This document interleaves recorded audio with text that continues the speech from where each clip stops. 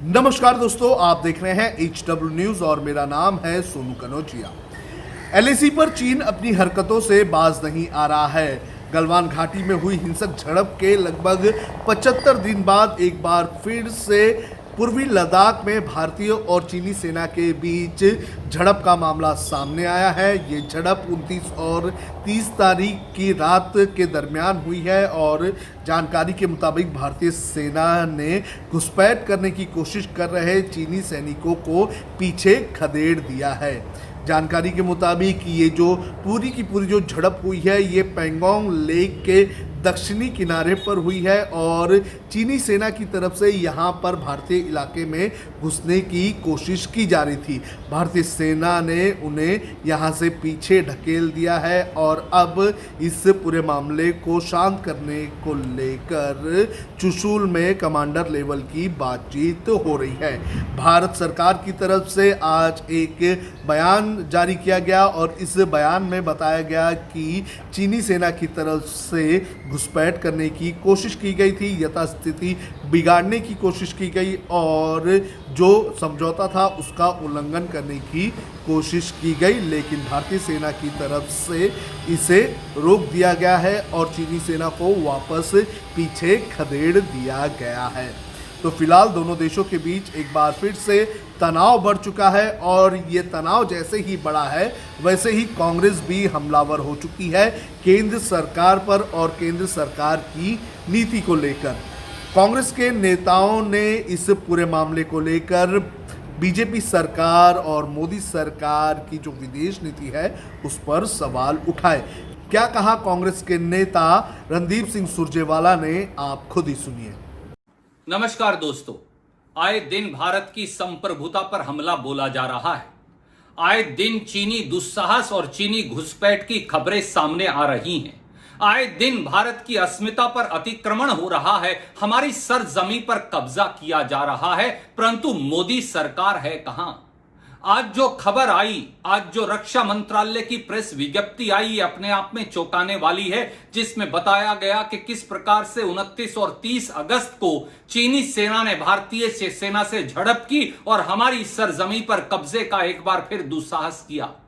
कभी गलवान वैली में 20-20 भारतीय सैनिकों की वीरगति, कभी गोगरा स्प्रिंग्स पर चीनी कब्जा, कभी फिंगर 4 से फिंगर 8 तक चीनी कब्जा, कभी पेंगोंग सो लेक इलाके में चीनी कब्जा, कभी डेप्सांग प्लेन्स के अंदर चीनी कब्जा और अब यह लद्दाख तक सीमित नहीं रहा।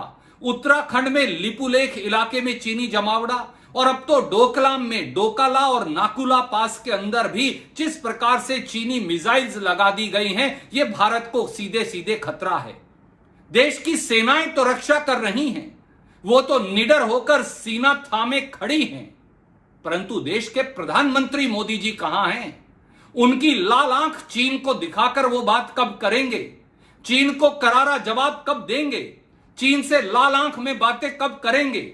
देश की सरजमी से चीनी कब्जा कब छुड़वाएंगे?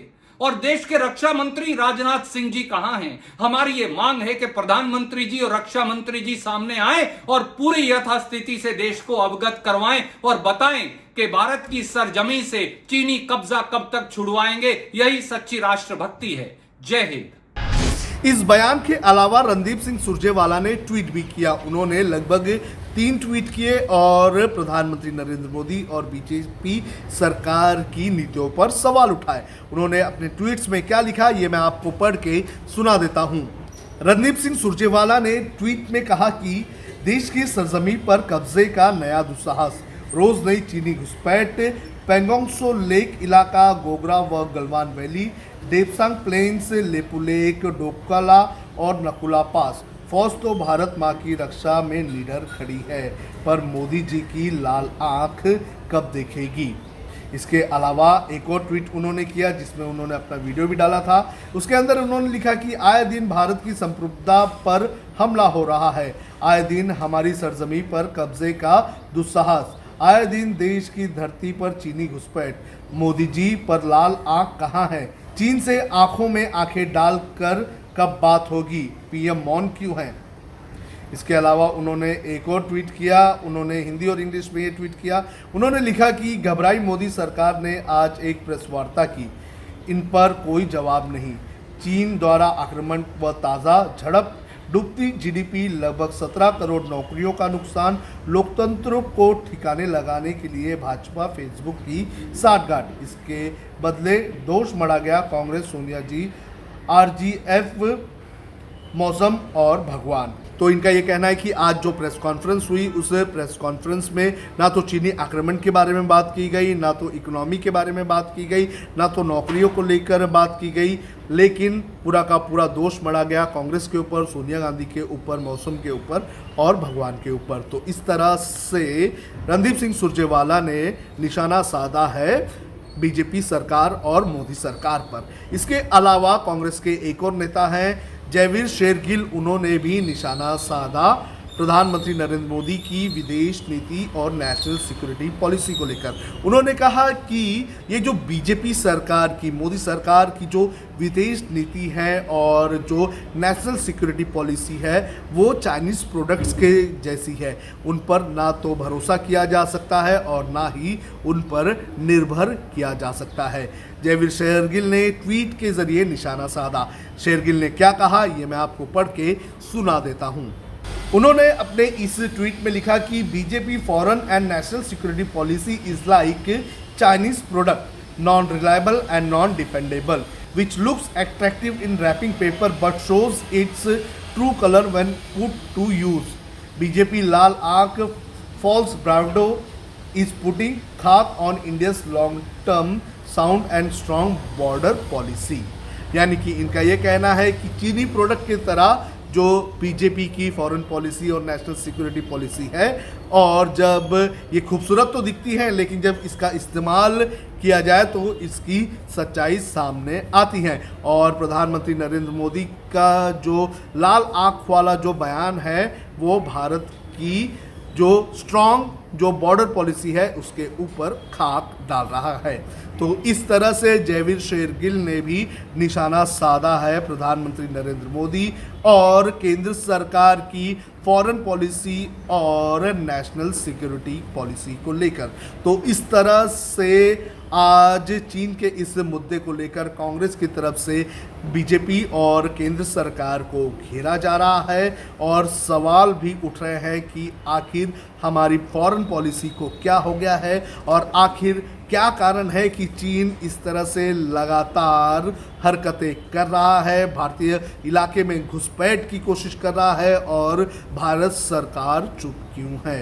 लगातार सवाल उठाए जा रहे हैं और सवाल पूछना भी चाहिए, क्योंकि जो इलाके हैं वो हमारे इलाके हैं और हमारे इलाके में घुसपैठ करने की कोशिश और हिमाकत चीन क्यों कर रहा है और क्या कारण है चीन के इस पूरी हरकत को लेकर।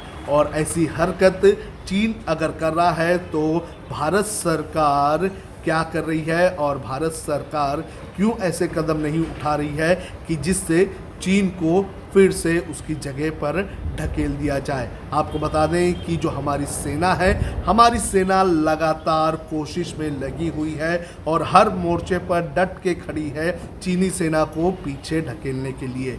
और 29 और 30 की रात भी यही हुआ। भारतीय सेना की तरफ से यहाँ पर पूरी तरह से मुस्तैदी और जाबाजी दिखाई गई, चीनी सेना को वापस पीछे ढकेल दिया गया। लेकिन सवाल पॉलिसीज़ पर उठ रहा है और अब क्या ज़रूरत है कि हम जो हमारी पॉलिसी है, जो फॉरेन पॉलिसी है, उसको बदले, और क्या हमारी जो फॉरेन पॉलिसी है वो काम नहीं आ रही है, हमें कुछ बदलाव करने चाहिए। तो इस पर अब विचार करना बेहद ज़्यादा ज़रूरी हो चुका है, क्योंकि चीन लगातार भारत को आंख दिखा रहा है और भारत सरकार की तरफ से ऐसे कदम नहीं उठते हुए नज़र आ रहे हैं जिससे चीन को वापस से उसके इलाके में भेज दिया जाए।